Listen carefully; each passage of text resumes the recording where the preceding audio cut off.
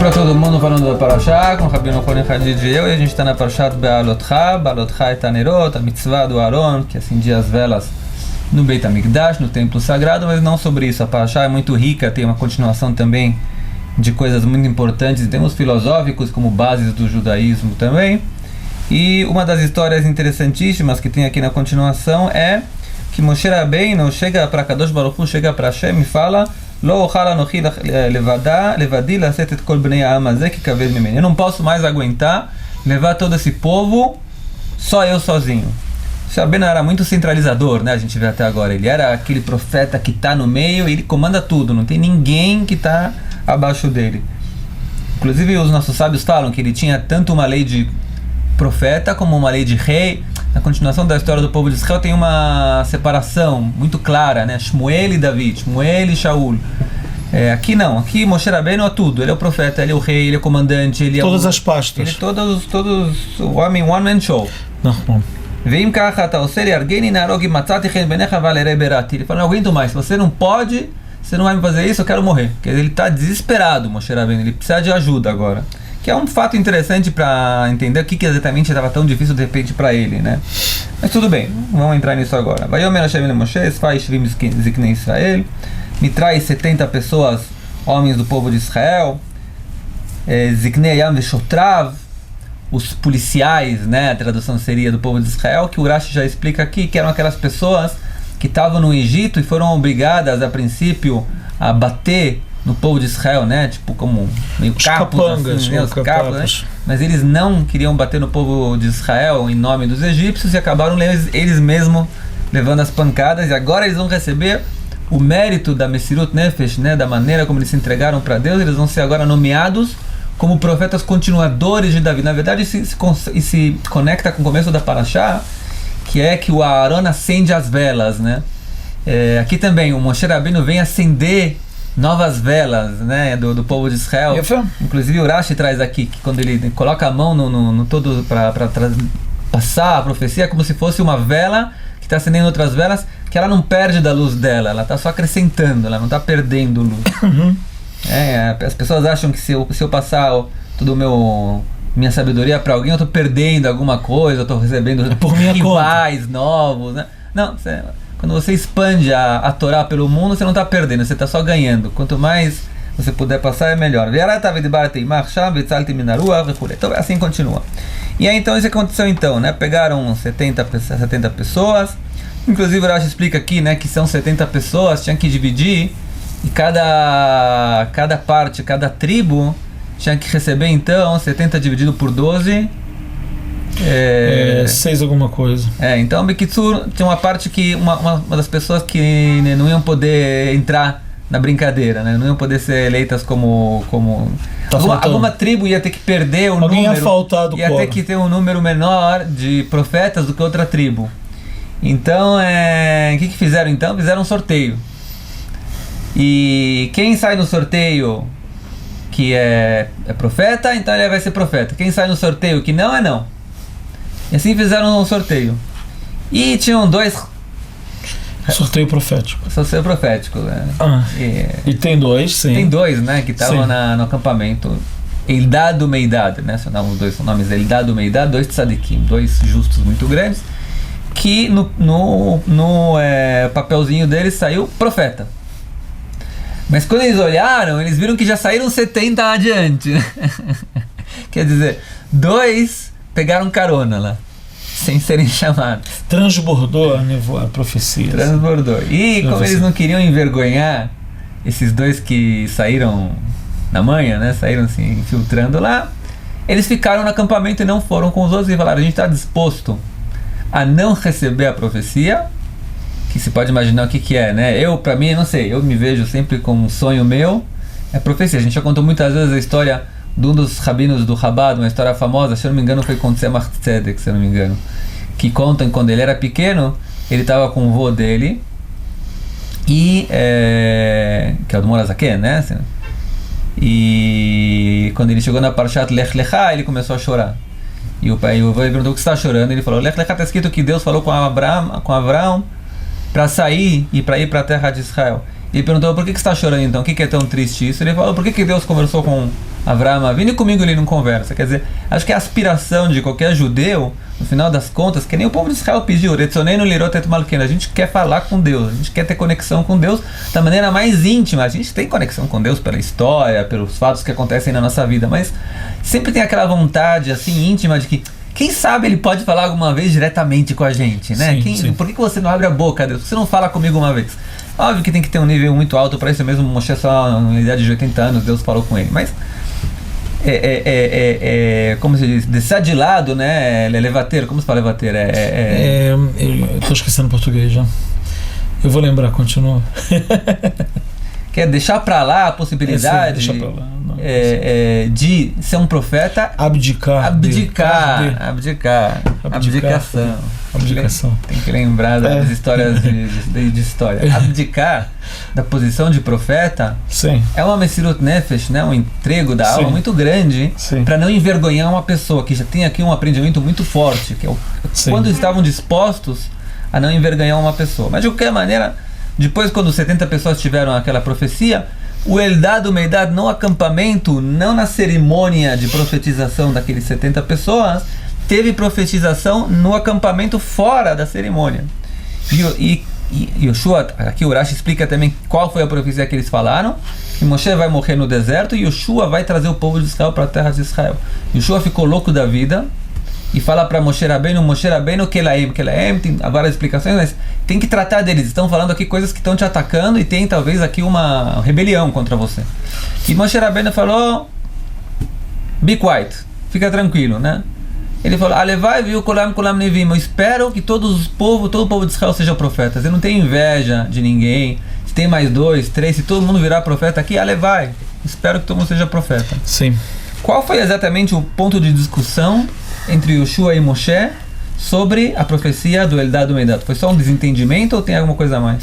Então, pode ser várias coisas que a gente não sabe, e pode ser o que você está falando realmente do introdução motim. Comprida. Sim, esse motim. Agora eu deixo para você, não falo mais nada até o final. Não, tem essa. Pode ser que é o que você falou do tema da nevoa que ele escutou, que Moshe vai ser trocado.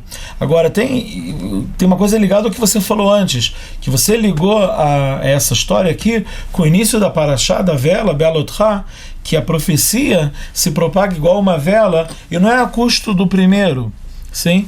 Então, pode ser que o Yoshua está achando, isso é só uma hipótese que a gente está levantando aqui, que a custo seu. Isso que as pessoas estão tendo profecia é seu custo.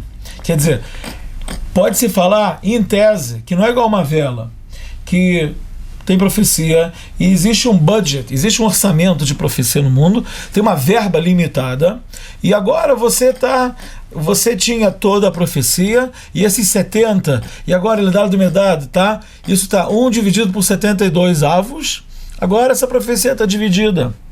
E já está dividida com os 70, e Moshe, eles ainda estão pegando mais.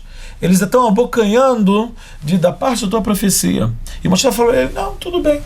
Agora, quer dizer, não, tudo bem. Você pode pensar, tá bom, eu não tenho problema de ter um pedaço menor. Eu não tenho problema de ter um pedaço menor. Mas essa não é a visão, realmente. Existe a visão, que é o que Deus fala para Moshe antes. Tem a história anterior a essa, que Moshe tem que alimentar o povo, e Deus dá carne para o povo e tal. E quando a Shema acaba a história, uma história passada, Deus fala para ele, Moshe, Hayad Hashem tiktzar. Você acha que a mão de Deus é curta? Deus fala para ele, você acha que meus recursos são limitados? Os meus recursos não são limitados. Agora, isso existe eu acho que a gente já uma vez comentou essa coisa, aqui eu só vou relembrar um pouco, que existe, você querendo ou não querendo, existe 2 filosofias no mundo em relação a recursos. Qualquer um de nós tem, de maneira inconsciente, um tipo de crença em relação a recursos. Você pode não saber, mas provavelmente você torce para um desses 2 times. Não importa a tua raça, origem, nação, religião, existe uma coisa que é a nível da tua espiritualidade, que você tem que ver, você tem que fazer uma verificação interna em que time você torce. Tem um time que torce o seguinte: os recursos no mundo são limitados. E o sistema é limitado. E não tem jeito. Se eu quiser a mais, é por conta de você. E não tem jeito. Se eu quiser mais, tudo. Pode ser dinheiro, pode ser recursos naturais e pode ser profecia também. Deus limitou, o sistema é fechado, o que ele pôde está lá dentro e acabou. Se alguém quer uma coisa a mais, obrigatoriamente é por conta do outro. Quem acredita nisso, todos os sistemas econômicos que foram escritos no século XIX e XX acreditam nisso. Os recursos são limitados. São limitados. A medicina também acredita nisso. A medicina, a convencional, ela é bem, vamos dizer assim, ela não acredita que existe cura natural que existe do corpo. Precisa de ajuda externa. Também é um tipo de limitação. Os sistemas são fechados. Agora, existe outra visão. Existe uma visão mais espiritualizada dos recursos do mundo. De dizer que a Yad Hashem Tiktzar, a mão de Deus, ela está limitando, ela não limita o mundo. O mundo é um sistema aberto, que toda hora Deus está mandando brahá, está mandando bênção, está mandando para o mundo influência, está mandando opulência para o mundo. Você abre, ele abre. Você abre, ele abre. Você deixa abrir, ele vai abrir. Como é que entra essa riqueza no mundo? Pode ser através da natureza humana. Você nem precisa ser uma pessoa que acredita em Deus para torcer para o time do sistema aberto. Você pode acreditar, um humanista, que ele é ateu, ele vai dizer, eu acredito no espírito humano. Que o espírito humano, ele, através da invenção, através da criatividade humana, vai trazer novos recursos para o mundo. E aqui pode ser também essa tefissá. Tem um pouco dessa tefissá que Hashem, que igual a vela passa, não só para coisas de espiritualidade. A profecia é fácil da gente falar. Eu passo a minha profecia e Moshe depois passa para Yoshua do Ruach dele, e ele passa do Ruach dele, do espírito dele para todos os 70 do Anshei Knesset. Então tudo bem, é uma coisa amorfa, assim, uma coisa etérea que passa, não tem problema, se propaga igual fogo. Mas mesmo a riqueza material, ela pode se propagar no mundo. Isso é a grande coisa que Hashem fala, a Yad Hashem Tiktzar, que os recursos não estão limitados. Eles estão esperando para serem empregados no mundo. A gente tem que conseguir criar o cli para eles. Tem que ter o recipiente para poder receber. E não pensar em termos mesquinhos de falar, não tem suficiente para todo mundo. Como não tem suficiente para todo mundo? Sim, tem suficiente. Por quê? Porque o pressuposto nosso, que a base de toda a riqueza material, é do doador universal. O doador universal é a Kadosh Baruch Hu. Ele toda hora, para o Mechadesh Bechol Yom Aseh Bereshit, ele cria o mundo a cada instante. E esse mundo que ele cria a cada instante, o mundo foi criado. A cada instante o mundo é recriado. De acordo com as suas necessidades. Com acordo com as necessidades, então a influência está sempre entrando no mundo. Acho que isso é interessante. Sim. Você pode ver, dar alguns exemplos para isso práticos, né, para transformar a tua ideia mais prática. Sim.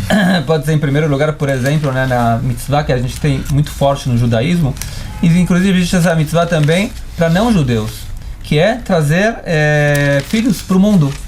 Os judeus têm a mitzvah de prurvu, de se multiplicarem. Os não-judeus também têm a mitzvah que está escrito no profeta Lotou Bra Lashevet Etzara, quem quiser procurar o passuco. Deus não criou o mundo para ser um mundo vazio, se sim um mundo para ser um mundo com pessoas, com gente, e de uma mitzvah universal de trazer descendentes para o mundo. E aí vem a pessoa e fala, para que eu vou trazer um descendente para o mundo se ele vai me tirar dinheiro, se vai custar fralda, vai custar ir a colégio, vai custar tudo? Por que eu não posso aproveitar o mundo para mim mesmo, em vez de começar agora a abrir um novo meio de como tentar me virar para conseguir criar? Cada criança custa uma nota. Fizeram uma vez uma conta, quanto custa uma criança durante a vida? É uma grande verba. Uma verba enorme, né? E aqui em Israel, né, que a média entre religiosos chega em, sei lá, 4, 5 crianças por família, mais ou menos, né? Que é uma coisa enorme para o mundo. Orçamentos gigantescos. Para o mundo ocidental, são orçamentos enormes. Eu lembro a quantidade de fraldas, né, que tem em casa, só nisso já. Uma vez eu fiz as contas, quantas fraldas eu troquei já na minha vida, eu e minha esposa. Não faça as contas. Uma coisa Ayad Hashem Tiktzar. Fenomenal. E vem Deus e fala, não, para cada criança eu vou te trazer o que você precisa. Você traz a criança, o problema é meu depois. Está escrito na Gemara em Pirkei Avot, Shalosh Shutafim Ladam. Tem 3 sócios numa criança, né? O homem, a mulher e Deus. Então Deus é um dos sócios. O sócio tem que colocar a sua parte na sociedade e ajudar também, não adianta. Sim. O segundo exemplo também que eu acho interessante também é a própria terra de Israel. A terra de Israel, no começo, existiam pessoas Mesmo historiadores, quando chegaram em Israel e viram os recursos que tem aqui, eles falaram, olha, aqui se pode colocar no máximo, sei lá, 50 mil pessoas, 100 mil pessoas. Mais do que isso, não tem recurso. Não tem estrutura. Não tem água, não tem recurso, não tem plantação, não vai ter lugar para todo mundo, não vai... Eles fizeram toda uma história, não dá para enfiar. E de repente chegam aqui, tem hoje em dia em Israel, né, 6 milhões de pessoas aqui vivendo, tem água para todo mundo, tem energia para todo mundo, é um país que funciona como o primeiro país, e Deus criou recursos novos. Então, tem chuvas, tem menos chuvas, Deus criou recursos como a salinização que se faz hoje em dia também, que é também uma sabedoria celestial que Deus baixou para o mundo para aumentar os recursos também. Coisas que você nunca imaginou, que de repente aparecem, que são criadas como Deus. Por isso que a terra de Israel é chamada Eretz Hatzvi, né? A terra do... Sim, a gazela que... Da gazela, né? Porque a gazela, o couro dela, você tira, o couro dela é esticado. Se você tira o couro dela, ele se encolhe. De então, tudo que a gente falou aqui, outra coisa prática que eu penso é que a gente pode ser manipulador no sentido positivo. Que se a gente quer captar recursos, a gente tem que olhar de onde vem esses recursos. Esse recurso se vem de Akadosh Baruch Hu. Então vamos talvez fazer a intenção dele, se ele é um investidor, se ele é um recurso, vamos entender quais são as intenções dele, e isso vai conseguir que nós sejamos um objeto que vai atrair os recursos divinos. A pessoa tem que pensar, como é que eu faço? Os recursos na mão de Deus, como é que eu faço para atrair esses recursos? Quais são as intenções? Em que ele quer investir no mundo que eu posso ser o canal para que ele possa investir esses recursos no mundo? Para multiplicar os recursos. Sim. Tá certo, termino com a famosa frase, né? Pitchu li petach kepitcho shel machad, vaniftach lachem petach kepitcho shel ulam. Tradução para o português, vocês me abrirem um buraquinho do tamanho de um alfinete. Para mim, Petroli. Me abram um buraquinho do tamanho de um alfinete, eu vou aumentar esse buraco para o tamanho de um salão. Eu aumento a verba. Eu aumento a verba para vocês. Vocês colocam um cheque, para cada real que vocês colocarem, eu coloco alguns milhões de reais. Shabbat shalom. Shabbat Saúde shalom para todos. Shabbat shalom.